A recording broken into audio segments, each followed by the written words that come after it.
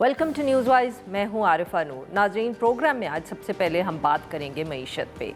एक तरफ तो बुध का रोज़ है, जुमे में अब कम ही दिन रह गए हैं और जिससे भी गुफ्तगू करो वो सवाल एक ही पूछ रहा है कि क्या इस जुमे को भी तेल की कीमत बढ़ेगी। ये तो अब मईशत का और लोगों का हाल है कि सारा वक्त यही सोच रहे होते हैं कि इस हफ्ते तेल की कीमत बढ़ेगी कि नहीं और उससे और कितनी महंगाई हम देखेंगे। मगर इसके साथ साथ ऑब्वियसली मई के महीने में जो इश्यूज़ होते हैं वो ये है कि बजट भी आ रहा है।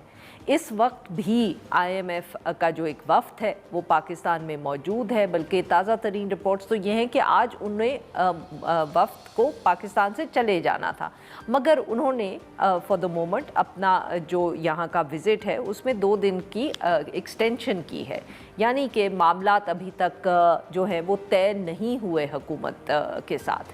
अब कब वो मामलात तय होंगे तो क्या उसके बाद फिर बजट बनेगा, और बजट बनेगा तो फिर प्रेजेंट कब होगा, ये भी सब सवाल जो है इस वक्त हमारे सामने ही हैं। जैसे मैंने उससे पहले भी मगर जिक्र किया कि सबसे ज़्यादा जो इस वक्त लोगों के लिए मसला है वो यही है कि तेल की कीमत। तनकीद भी बहुत हुई है हुकूमत पर इस हवाले से, क्योंकि मामला ये नहीं है सिर्फ कि तेल की कीमत अब बैनुल-अक़वामी मार्केट्स में बढ़ रही है। मामला ये भी है कि हुकूमत ने पेट्रोल की कीमत में इतने टैक्सेस डाले हुए हैं जिसकी वजह से भी पाकिस्तान में तेल की कीमत इस वक्त खित्ते में सबसे ज़्यादा है। कहा यह जा रहा है कि तकरीबन 120 या 145 रुपए तक जो टैक्स है वो तेल की कीमतों पर लगाया जा चुका है। इसके साथ साथ अब ऑब्वियसली जैसे जैसे ये तेल की कीमत यहाँ रहेगी या बढ़ेगी तो इन्फ्लेशन, जिसके ऊपर हुकूमत पिछले दिनों में ये दावा कर रही थी कि उन्होंने काबू पा लिया है, वो भी बढ़ती हुई हमें नज़र आएगी। बजट में जो दूसरा सवाल आम लोग, मेरे जैसे लोग पूछ रहे हैं वो ये है कि तनख्वाहदार तबके को रिलीफ मिलेगा कि नहीं मिलेगा। जो तनख्वाहदार तबके पर टैक्सेस हुकूमत ने पिछले 2 सालों में लगाए हैं उस पर भी उन पर बहुत तनकीद हुई और बार बार उन्होंने हमें ये बताया कि जैसे ही वो टैक्स बेस को वाइडन कर लेंगे, जैसे ही वो अपनी इन्फोर्समेंट बेहतर कर लेंगे जो तो तनख्वाहदार तबके पर वो बोझ कम कर लेंगे। एक ऐसा बोझ जो बकौल हुकूमत के IMF की वजह से डाला गया है, नहीं तो हुकूमत तो नहीं चाहती थी कि ये हो। मगर ये किस लिए हुआ है? ये इसलिए हुआ है क्योंकि हर साल हुकूमत के लिए जो भी एक टैक्स का टारगेट सेट किया जाता है IMF की तरफ से, वो उसको मीट नहीं कर पा रहे। और उसमें सबसे आसान तरीका यही है टैक्स कलेक्ट करने का, इकट्ठा करने का, कि तनख्वाहदार तबके पे टैक्स जो है वो बढ़ा दिया जाए। इस दफ़े भी यही कुछ एक्सपेक्टेशंस या हम कह सकते हैं उम्मीदें हैं लोगों की, बावजूद इसके कि हुकूमत बार बार बताती रहती है कि वो अपनी पूरी कोशिश कर रही है। अब तो इतलात ये भी आ रही हैं कि IMF ये चाहती है कि जो पाकिस्तान में जो भी छूट है जिस किस्म की किसी भी हवाले से सेल्स टैक्स में, तो वो भी ख़त्म कर दी जाए और बिजली पर सब्सिडी ख़त्म करने की भी बात हो रही है। मगर अब पावर सेक्टर के जो मसाइल हैं वो ये सब्सिडी गालबन पिछली जितनी भी हुकूमतें हमने देखी, चाहे वो पाकिस्तान तहरीक इंसाफ की थी, फिर PDM की थी, फिर केयर टेकर गवर्नमेंट थी, फिर अब ये PMLN की हुकूमत है, सब ने ही ये बताया कि वो सब्सिडी ख़त्म करने का उन पर दबाव है। सब ने बिजली की कीमतें भी बढ़ाई और उसके बावजूद अभी तक सर्कुलर डेट जो है वो काबू में नहीं आया, क्योंकि जितनी ये कीमत बढ़ाते हैं उतने लोग बिजली के बिल ना अदा करने की सूरत हाल उनको का सामना होता है। और बहुत से लोग तो अब सोलर की वजह से इस सारी ग्रिड से भी दूर हो रहे हैं। और आखिर में बहुत अहम कि इस साल बजट के साथ साथ NFC अवार्ड पर एक दफ़े फिर अब बहस चल रही है। 28वीं तरमीम की बातें भी ये कहना ज़रूरी है कि तभी दोबारा शुरू हुई जब बजट करीब आया। इस हवाले से हुकूमत भी अब ये तो मान रही है कि 28वीं तरमीम, NFC अवार्ड, इन पे बातें हो रही हैं। वफाकी वज़ीर बराए पार्लिमानी अमूर तारिक फजल चौधरी साहब, उन्होंने NFC के मामले पे भी तस्दीक की कि वफाकी हुकूमत चाहती है कि बोझ जो है, चाहे वो कर्ज़ों का हो या दीगर अखराजात का हो, वो वफाकी हुकूमत चाहती है कि सूबों से शेयर किया जाए। और इसी हवाले से बिस पर भी अब जिक्र हो रहा है। इन सब इशूज़ पे बात करने के लिए हमारे साथ मौजूद हैं डॉक्टर आबिद क़य्यूम साहब, एग्जीक्यूटिव डायरेक्टर SDPI, और हमें ज्वाइन किया अली खज़र साहब ने, सीनियर सहाफ़ी हैं, बिजनेस रिकॉर्डर से वाबस्ता हैं। Welcome to the show gentleman. Doctor साहब, आपसे गुफ्तगू का आगाज़ करेंगे। सर, अगर हम यहाँ से जो आज की बड़ी ख़बर हम कह सकते हैं कि IMF के वफ़द ने आज मुल्क से चले जाना था, बट अब तक जो इत्तलात सामने आई हैं वो यही हैं कि वो शायद उन्होंने अपना जो दौरा है पाकिस्तान को, उसको 2 दिन से एक्सटेंड किया है। सर, क्या वजूहात हो सकती हैं इसकी? How are you sort of looking at this? Budget बनाना एक मुश्किल काम है। ये मुश्किल काम आसान हो जाता है जब पाकिस्तान जैसा कोई मुल्क IMF प्रोग्राम में हो, चूँकि प्रोग्राम के दौरान जो फीडबैक मिल रहा होता है और बजट से पहले का जो रिव्यू मिशन होता है, उसकी रिपोर्ट काफ़ी हद तक जो मैक्रो नंबर्स हैं उनको वाजे कर देती है, टारगेट क्या रखने हैं, और फिर वहाँ से रिवर्स इंजीनियरिंग होती है। तो आम हालात में तो ये काफ़ी जो है आसान हो जाता है। लेकिन एक जो पेचीदगी इसमें नई एंटर हो गई है, वो है इस वक्त गल्फ वार की, जिसकी वजह से जो एनर्जी के जो कीमतें हैं, उसकी जो सप्लाई है, उसकी सर्टेनिटी, उस पर कितनी ड्यूटी लगाई जा सकती है, किस किस्म की जो है वो ड्यूटी लगाई जा सकती है, और उससे जो एक आम सिटीज़न है उसको कहाँ तक रिलीफ दिया जा सकता है या नहीं दिया जा सकता। तो इस साल वो सारे जो है क्वेश्चन, वो भी बड़े इंपॉर्टेंट हो गए इस बजट साजी में। और यही वजह है कि IMF के साथ अगर अभी तक बजट पे कोई नंबर्स पे फाइनलाइजेशन नहीं हो सकी, तो वो यकीनन इन्हीं इश्यूज पे हो रही होगी। इलेक्ट्रिकल व्हीकल जो है, क्या उस पर GST लगाना है या नहीं लगाना। सोलर जो है, सोलर को एक तरफ प्रमोट करना पड़ रहा है कि आपको जो इम्पोर्टेड फॉसिल फ्यूल है या इम्पोर्टेड फ्यूल, उससे डिपेंडेंस कम की जा सके। लेकिन फिर कैपेसिटी पेमेंट चार्जेस का इशू आ जाएगा, उसके लिए IMF की क्या गाइडेंस होगी।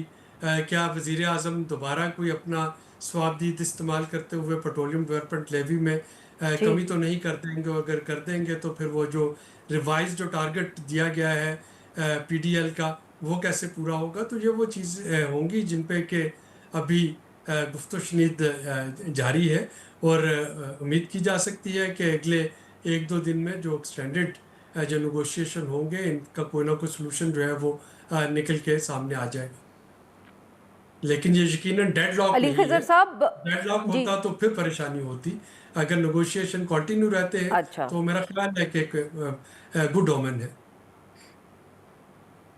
जी, अली खज़र साहब, सर आपने डॉक्टर साहब की बात सुनी कि यहाँ कोई डेडलॉक नहीं है, सिर्फ शायद अभी तक इत्तफाक नहीं हुआ बहुत से इश्यूज़ पे। मगर अब आप भी इस पे कमेंट करिएगा। और आप क्या सर इत्तफाक करते हैं डॉक्टर साहब ने जो लिस्ट बताई है कि कौन से इश्यूज़ हैं which are presumably under discussion at the moment, या आपके ख्याल में कोई और पॉइंट्स भी हो सकते हैं? देखिए जी, आरफा बात ये है कि हमने IMF प्रोग्राम के टिक मार्क को अपनी सारी कामयाबी का आपने वो दे दिया है। हालात कुछ ऐसे हुए, कुछ मीडिया ने प्रेजेंट उस तरह किए, कुछ हालात पिछली हुकूमतों में ठीक नहीं थे। जब इमरान खान साहब ने हुकूमत छोड़ी, फिर इसहाक डार साहब जब PDM के अंदर थे, वो जो हालात हुए, तो उसके बाद ये जो आज फाइनेंस मिनिस्टर है या उनके साथ जो साथ उनके रवा दवा जो लोग उनके वो घूम रहे होते हैं, जो तालियां बजा रहे होते हैं उनके लिए, उनका मकसद ये है कि जो IMF ने कहा है टू द डॉट करना है, इसमें अपनी किसी किस्म की कोई बात, अपनी ऑटोनॉमी या किसी किस्म की अपनी पॉलिसी की चीज को लाना ही नहीं है। और आज आपका मीडिया भी अनफॉर्चुनेटली इतना टू द डॉट हो गया कि जी, मैं ये सिलेरी साहब भी कह रहे हैं कि जी गुड ओमन है कि जी IMF से नेगोशिएशन चल रही। मतलब अब हालात यहाँ तक आ गए हैं कि IMF आपको जो कहता है आपने टू द डॉट मान लिया, तो बहुत अच्छे हालात है। और अगर आपने नहीं माना और आईएमएफ से मान के भी आईएमएफ अगर मसला हो गया तो अच्छे हालात नहीं है। This is what the situation is and we need to take the stock of the situation कि आपने पेट्रोलियम प्राइसेस को इतना बढ़ा दिया है टैक्सेशन की वजह से, क्योंकि आईएमएफ ने कहा था कि पीएल का ये टारगेट है तो आपने करना है। बाकी दुनिया भर में कोई इतना टैक्स ले रहा है, बाकी दुनिया भर में इन्फ्लेशन का इतना रेला इंटरनेशनल प्राइसेस से आ रहा है, बाकी दुनिया के अंदर कोई और तरह के तरीके नहीं ढूंढ रहे ऑस्टेरिटी के। कुछ सूबों के पास नहीं तो अली खजर साहब, माफ करिएगा अली खजर साहब, मैं आपकी बात काट रही हूँ। तो आप बेसिकली सर आपकी तनकीद ये है कि हुकूमत को यहाँ कोई अपना home grown strategy, home grown plan भी सोचना चाहिए, रादर देन कि वो सिर्फ आईएमएफ की बात आंख बंद करके माने। जी ये आप कह रहे हैं। हुकूमत एक पेज 3 साल से ये हुकूमत एक पेज वाली है। जो अमेंडमेंट करना चाहते हैं वो डंके सर वो आईएमएफ के साथ एक पेज नहीं है, वो किसी और तरफ एक पेज है। सर सुन तो ले आरफा, वो किसी किस्म की अमेंडमेंट करना चाहते हैं वो कर लेते हैं। सारे सूबे हर कोई एक पेज पे है, तो वो कहीं और ताजरों को क्यों नहीं टैक्स लगाते? वो रियल एस्टेट इनकम से क्यों नहीं टैक्स लेते? वो एग्रीकल्चर इनकम से क्यों नहीं टैक्स लेते? वो टैक्स नेट को क्यों नहीं बढ़ाते? वो फिर वही पेट्रोलियम लेवी लगा देते और फिर आके आपके चीफ फाइनेंस मिनिस्टर के रिप्रेजेंटेटिव ये कहते हैं कि जी अमीरों पे इस पे गरीब पे टैक्स लगाया हमने, गरीब पे नहीं लगाया। मतलब क्या मैं इनको कहूँ, मुझे तो ये समझ नहीं आती कि आप लोगों के मीडिया के अंदर जनरली परफॉर्मेंस क्राइटेरिया बस इतना रह गया कि जो आईएमएफ ने कह दिया वो ठीक है, वो कर दिया, पूरे नंबर है हुकूमत के। अब हम क्या करें? आईएमएफ ये कहता है, ये तो बात नहीं है ना, ये तो आपकी बात नहीं। आप अपनी इंजेन्युइटी को दिखाएं, आप अपने कोई रिफॉर्म के पास काम करें, कुछ ये करें। तो बहरहाल कहने का मकसद यही है कि इस वक्त हुकूमत किसी किस्म का कोई रिफॉर्म नहीं ला रही। अब मुझे बताइए, कल उन्होंने आपके फाइनेंस मिनिस्ट्री ने एक बॉन्ड इशू किया है, 0 कूपन बॉन्ड, जिसमें उन्होंने 80 अरब रुपया उठाया है और 15 साल बाद आपने उसके पीछे 512 अरब पे करने हैं। आरफा 15 साल बाद जो पे कर रहे होंगे मेरे आपके अगली जनरेशन के लोग, तो हम उनको क्या दे के जा रहे हैं कि जी 80 बिलियन की आज हमने उठा लिया, उससे हम जो मर्जी खर्चा करें, उसको 512 आपने करना है। आप किस तरह की पॉलिसी चला रही है? जी नाज़रीन, यहाँ पे लेते हैं हम एक छोटी सी ब्रेक। Welcome back. हम गुफ्तगू कर रहे हैं डॉक्टर आबिद क़य्यूम सुलेरी साहब से और अली खजर साहब से। डॉक्टर साहब, ये वैसे बात तो अली साहब सही कह रहे हैं कि सर कि हुकूमत वैसे तो ऑब्वियसली अगर हम काउंट करें तो 2022 से शहबाज शरीफ साहब जो है मोरलेस वही हुकूमत कर रहे हैं, मगर फिर भी ये इन्होंने जब इलेक्शन के बाद पहला बजट दिया तो उसमें इन्होंने हमें कहा कि ये बस देखे ना, हम जब टैक्स नेट वाइडन कर लेंगे तो हम सैलरी क्लास पे जो है वो टैक्स कम कर देंगे। बट सर जैसे अली खजर साहब अभी बात कर रहे थे, ना तो कोई एग्रीकल्चर पे टैक्स लगाया, ना ट्रेडर्स पे टैक्स लगाया, और अब ले दे के वही तनख्वाहदार तबका रह गया और साथ में पेट्रोल की लेवी रह गई है, which has made our petrol the highest in the region. So हुकूमत भी अब संजीदा नहीं है। और जैसे अली साहब कह रहे थे कि हुकूमत का तो यह हाल है सर कि वो खुर्रम शहजाद साहब कल बैठ के किसी शो में यही कह रहे थे कि देखे ना, हम तो गाड़ी वालों को तो फ़र्क नहीं पड़ता और मोटर बाइक वालों को हमने सब्सिडी दे दी है। मतलब कि तो क्या कहें, इसको कैलसनेस भी है।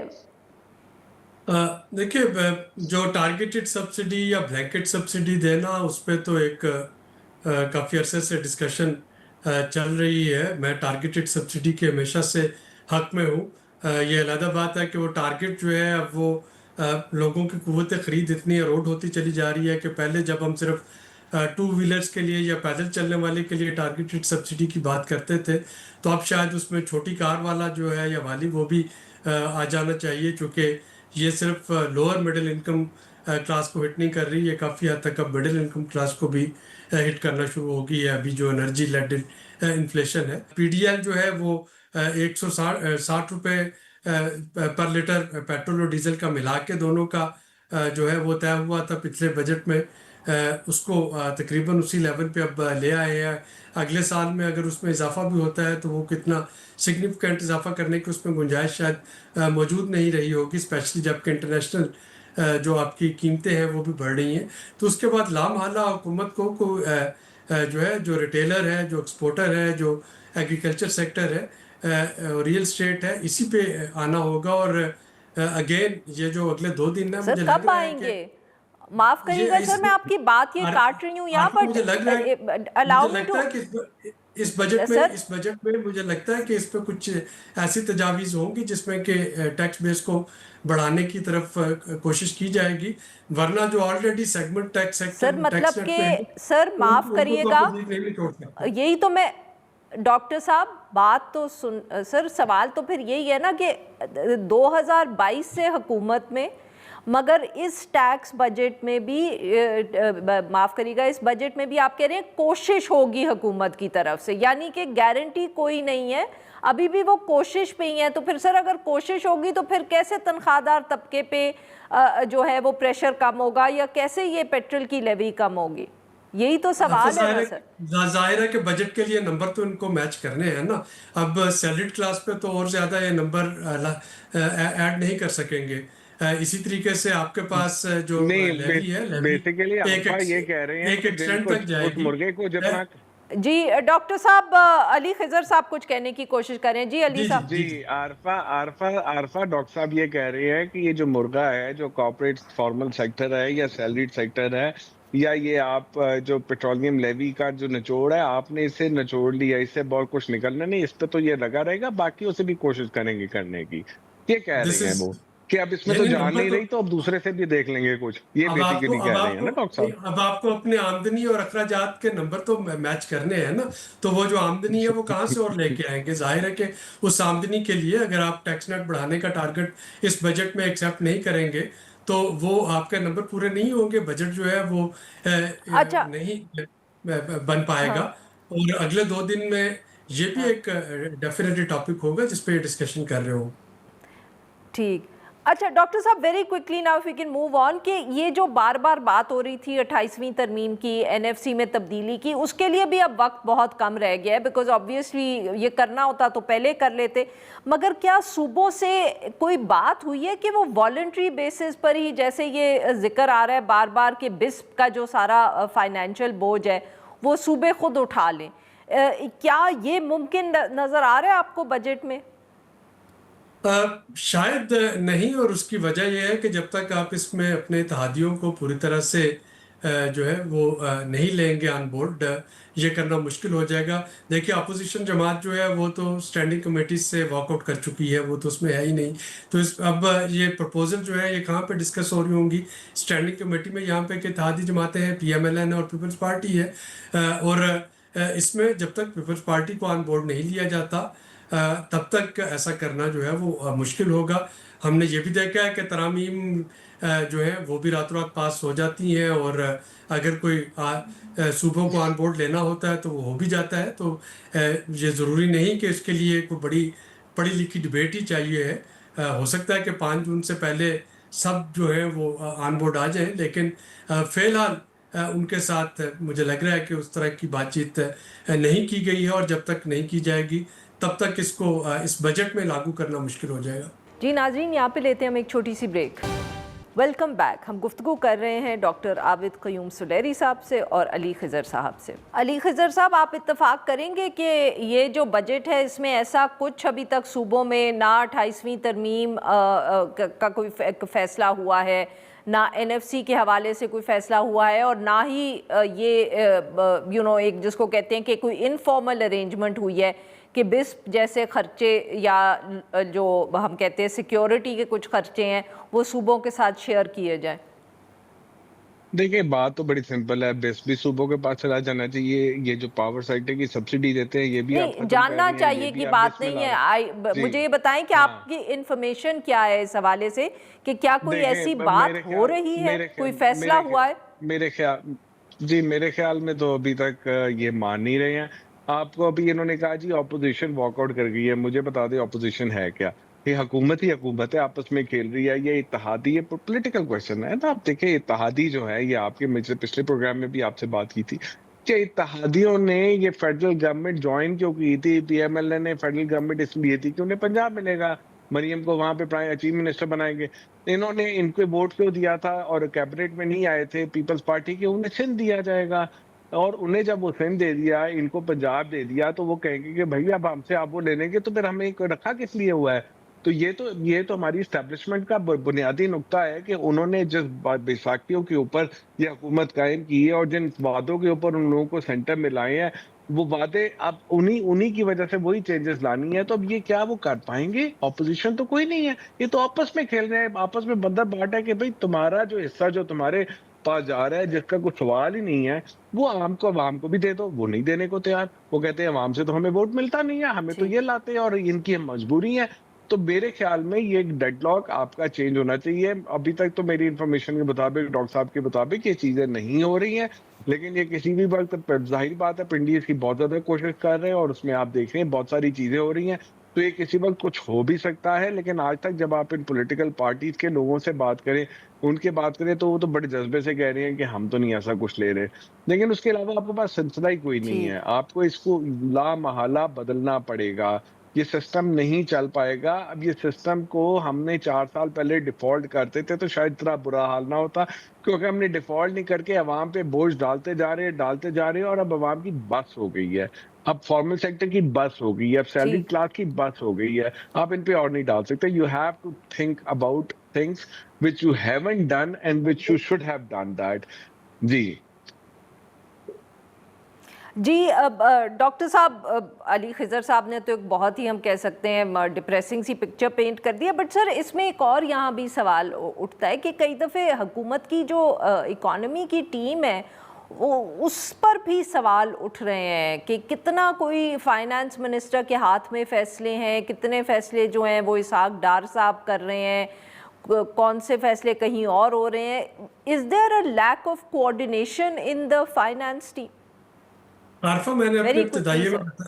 अपने इब्तदाइये में मैंने आपको बताया ना कि बजट जो है एक तरह से बड़ा सिंपल है कि आपके पास जो फ्राइडे को जो रिपोर्ट आई थी आईएमएफ की, उसमें मैक्रो नंबर जो है वो तो ऑलरेडी दे दिए गए हैं। अब इसको डार साहब लीड करें, इसको सेनेटर औरंगजेब साहब लीड करें, मिफ्ता साहब को दे दें, असद उमर को दे दें, किसी को भी दे दें, आपने रिवर्स इंजीनियरिंग तो उसी को करनी है ना। तो मैं नहीं समझता कि आखिरी हफ्ते डेढ़ हफ्ते में अगर आप बजट मेकिंग जो है प्रोसेस, उसको किसी को भी कहते हैं कि वो लीड करें, तो वो कोई बहुत बड़ा मिरेकल कर सकते हैं। उसमें शायद कोई पॉलिटिकल जो है वो स्लोगन्स तो ऐड किए जा सकते हैं, स्पीच को थोड़ा बेहतर बनाया जा सकता है, लेकिन उससे आपकी रियलिटी तो चेंज नहीं होगी कि नंबर्स आपके पहले से तयशुदा है कि फिस्कल डेफिसिट जी। इससे ज़्यादा नहीं बढ़ेगा, आपके जो नेट फिस्कल रिजर्व्स हैं वो इतने रहने चाहिए, आपने अपने जो गर्दिशी कर्जे हैं उनको इस तरीके से इतने परसेंट तक लेके आना है। तो वो सारे जब आपके पास नंबर मौजूद हैं तो बजट तो अली खिजर साहब से कहें, वो भी आपको बना के दे देंगे इस वक्त। बिल्कुल ठीक है, तो चलें सर, फिर अली खिज़र साहब से ही पूछ लेते हैं। फिर अली खिज़र साहब, आपका क्या ख्याल है हुकूमत की फाइनेंस टीम के बारे, इकोनॉमी की टीम के बारे में? Are they all on the same page? देखें जी, बात यह है कि जो फाइनेंस मिनिस्टर और उनकी टीम है, वो पिछले 3 साल से जो बातें कह रहे हैं, अब जगह जगह पे उनमें से कुछ भी नहीं कर पाए हैं। वो एक ये बात करते रहे जी कि बेसिक हाइजीन ठीक कर दे। वो बेसिक हाइजीन क्या हुई कि एक जरा सा ये तेल का धमाका हुआ, वो सारी मैक्रो इकोनॉमिक स्टेबिलिटी उड़ गई। तो कौन सी वो स्टेबिलिटी थी कि एक तेल का झटका आया, वो सब लेके डूब गया, नंबर 1। दूसरा, कौन सा उन्होंने रिफॉर्म किया? वो कहते रहे हैं जी पहले दिन से सैलरी पे ज्यादा टैक्स है, उन्होंने बतदरीज हर साल सैलरी पे टैक्स बढ़ाया। वो कहते रहे हैं पहले दिन से कॉर्पोरेट पे टैक्स है, बतदरीज हर साल कॉर्पोरेट पे टैक्स बढ़ाते रहे। वो कहते रहे हैं कि जी पेट्रोलियम पे बड़ा टैक्स है, वो बतदरीज हर साल हर महीने पेट्रोलियम पे टैक्स बढ़ाते रहे। जो जो वो बातें कहते रहे हैं उसका एग्जैक्ट ऑपोजिट वो करते रहे हैं। तो उनके पास या तो वो झूठ बोलते हैं या उनके पास रूम नहीं है करने का, और रूम नहीं है तो बस वो ठीक है, वो टाइम चला रहे हैं, वक्त चला रहे हैं। आज ये पॉलिटिकल थोड़ा टाइम आया है, इस वक्त इसहाक डार साहब को देख के वही बात सुलहरी साहब की कि जरा थोड़ा उसके वो चमका चमकू दे के, उसके स्लोगन बना के, जरा 4 खबरें निकाल के वो पॉलिटिकल अपना वो दिखा रहे हैं। बट असल मसला तो वही है कि आपने अपने खर्चे सूबों को पास करने हैं, सूबों ने जहाँ से टैक्स कलेक्ट करना है वो लेना है, और अगर आपने अपने डेट के ऊपर रिस्ट्रक्चरिंग करनी है तो वो करनी है उसके बगैर। और अमीरों को आपने छेड़ना नहीं है, आपने डेट को छेड़ना नहीं है, आपने आईएमएफ को ये सलूट करना है। तो फिर तो यही है कि आम आदमी की जो है, जो आप जान ले जाओ उसकी ले ली, अब और जो थोड़ी बहुत रह गई है उसमें से क्या निकालोगे? यही चलता रहेगा। तो अब मुझे दे दे, आप सुलहरी को लेना या अरफा आप बना लें, उससे क्या फर्क पड़ता है? वही बात है, रिवर्स इंजीनियरिंग करनी चले है जब बस, तक फिर मैं ही नीचे के ले जो लेती हूँ मिसले सर। हैं। आप बिल्कुल आप ले ले यार बात। मुझे अब मतलब कि आप दोनों की बातों से तो मुझे यही लग रहा है कि मुझे ही बना लेना चाहिए अगर इतना सिंपल है। बहुत बहुत शुक्रिया हमारे दो मेहमानों का, उन्होंने हमारे लिए वक्त निकाला। नाज़रीन, यहाँ पे लेंगे एक छोटी सी ब्रेक को, जब हम ब्रेक से वापस आएंगे तो हम बात करेंगे बलूचिस्तान के हवाले से। वेलकम बैक नाज़रीन। प्रोग्राम के इस हिस्से में हम जिक्र करेंगे बलूचिस्तान का। बलूचिस्तान की सिक्योरिटी जो सूरत हाल है उसके बारे में इतलात नहीं भी आती तो इसका कम ही ये मतलब हम निकाल सकते हैं कि वहाँ सूरत हाल बहुत बेहतर हो गई है।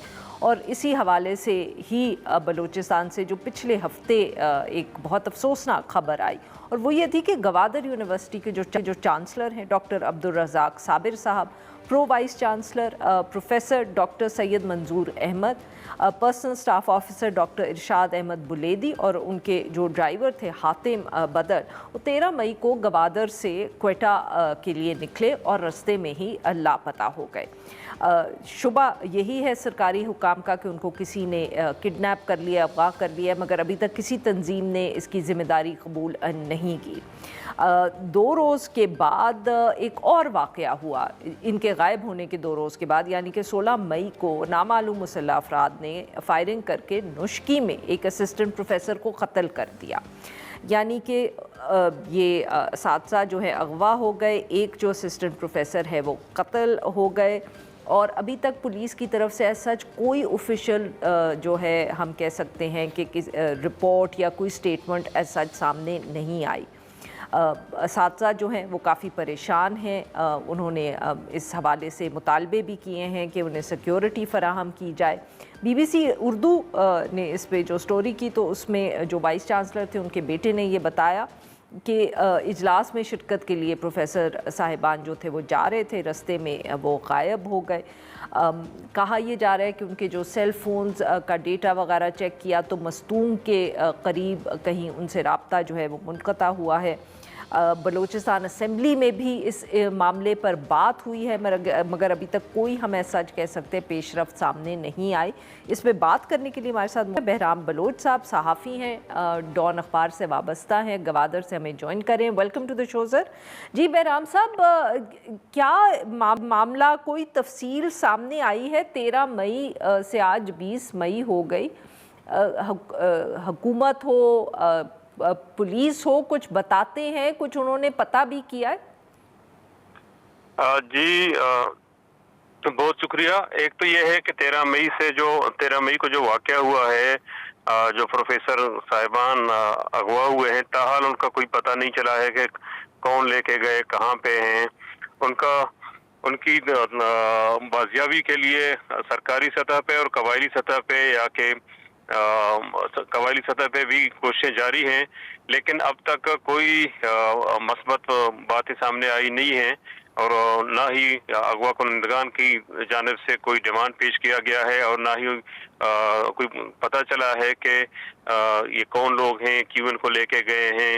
ये किसी तरह का मुतालबात अभी तक सामने आया नहीं है, जबकि सूबाई हुकूमत की तरफ से या वहाँ डिस्ट्रिक्ट कलात और मस्तूंग में जो ये वाक़या पेश आया है, डिवीजन कलात और डिस्ट्रिक्ट मस्तूंग में, वहाँ की इंतजामिया के मुताबिक वहाँ पे मुख्तलिफ ग्रुप सरगर्म हैं, लेकिन अभी तक किसी का पता नहीं चला है और ना ही किसी ने एक्सेप्ट की है, ना किसी ने इनकी अगवा को या इनकी अगवा को कबूल कर लिया है, ना कोई डिमांड पेश की है। ये बताइएगा कि क्या ऐसा कोई वाक़या माजी में पहले भी हुआ है कि इस तरह साथसा को टारगेट किया गया हो? ये जो मुख्तलिफ तंजीमें हैं और बहुत सी हैं अस्करी तंजीमें, जो अस्करी इन द सेंस के जो मिलिटेंट ऑर्गेनाइजेशंस हैं जो बलूचिस्तान में ऑपरेट करती हैं, क्या इससे पहले भी उन्होंने कोई इस तरह प्रोफेसर्स को या यूनिवर्सिटी टीचर्स को अगवा किया है? देखिए, इस तरह के वाक़यात पहले भी होते रहे हैं। यूनिवर्सिटी ऑफ बलूचिस्तान के 2 प्रोफेसर को कत्ल किया गया था। अभी 2-3 दिन पहले नुश्की के एक प्रोफेसर को कत्ल किया गया। जी। बलूचिस्तान के हालात रोज बरोज खराब होते जा रहे हैं। यहाँ पे असातिज़ा को भी निशाना बनाया जा रहा है, यहाँ पे कारोबारी शख्सियात को भी निशाना, पॉलिटिकल पार्टियों के कारकुनान को भी निशाना बनाया गया है। आप यूँ समझे कि बलूचिस्तान एक हालात जंग में है। यहाँ पे अमन अमान की सूरत हाल रोज बरोज बिगड़ती जा रही है, और खासकर आपके मकरान में या खुजदार में, सही। या कि आपके नुश्की की तरफ आपने देखे हैं कि गुज़िश्ता साल से हालात मजीद बिगड़ गए हैं, और हालात बेहतरी की कोई उम्मीद नजर नहीं आ रही है। बैराम साहब, ये बताइएगा कि वहाँ अब इस वक्त भी ये बात थी कि कुछ एक मुजाहिरा हो रहा है दबाव डालने के लिए हुकूमत में, उस हवाले से कोई मीटिंग भी हुई है। What are the details on that? जी हाँ, आज यहाँ पे ग्वादर में तमाम सियासी पार्टियों, सिविल सोसाइटी, अंजुमन ताजरान और वकला या जो एक्टिविस्ट हैं, उनका एक मुश्तरका अजलास हुआ है, जिसमें फैसला किया गया है कि 22 मई की शाम 6 बजे एक खामोश रैली निकाली जाएगी, एहतजाज किया जाएगा, उनकी बाजियाबी का मुतालबा किया जाएगा और उनके तहफ़्फ़ुज़ का भी मुतालबा किया जाएगा। अब तक फैमिली को ये तशवीश है कि उनकी, क्योंकि जो वाइस चांसलर हैं अब्दुल रज़ाक साहब, वो उनकी सेहत के हवाले से भी तशवीशनाक खबरें हैं कि वो उसकी सेहत भी वैसे भी दुरुस्त नहीं रहता। बस एहतजाजी वॉक जो है वो 22 मई शाम 6 बजे शुरू होगा। और इसमें बैराम साहब, ये बताइएगा कि ये जब ऑब्वियसली आप लोग इकट्ठे हुए, इजलास बुलाया, उसमें ये फैसले हुए, क्या हुकूमत ने आपसे राब्ता किया, कोई तसल्ली देने की कोशिश की, चाहे आप लोग हों, चाहे जो प्रोफेसर्स हैं, जो उनके घर वालों से?